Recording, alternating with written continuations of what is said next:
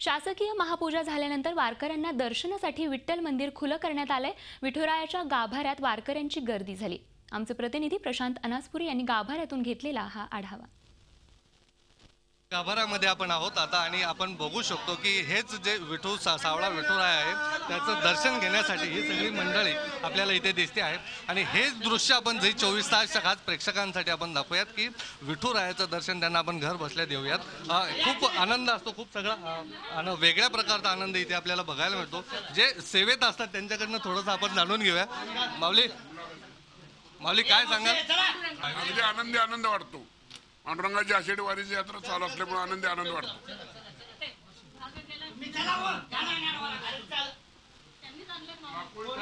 तर विठुरायाचं दर्शन झालेलं आहे। आम्हालाही हे भाग्य याही वेळी मिळालेलं आहे की प्रत्यक्ष विठुरायाच्या दर्शनासाठी जे लाखो वारकरी आतुर असतात, आम्हीही त्यापैकीच एक आहोत। आणि म्हणूनच हे जे विठुरायाचं दर्शन जे आहे ते भाग्यवंतांना मिळतं असं म्हटलं जातं। मात्र त्याहीपेक्षा हे जे काही हा यातला जो काही आनंद आहे की प्रत्यक्ष विठुरायाचं समोर आपल्याला दर्शन होणं, की जो हीच मूर्ती साठवून आपण पुढच्या मार्गासाठी वेगवेगळ्या उपक्रमांसाठी किंवा वेगवेगळ्या आपल्या हातून काहीतरी सत्कर्म घडावीत अशी सगळी भावना सर्वसामान्य वारकऱ्यांमध्ये असते। आणि म्हणूनच हा सगळा आनंद आपल्याला विठुरायाच्या मूर्तीमध्ये गाभाऱ्यामध्ये बघायला मिळतो। व्हिडिओ जर्नलिस्ट संदेश बायकरचा Prashant Anaspure, Zee media, Pandharpur. Zee 24 तास रहा एक पाऊल पुढे।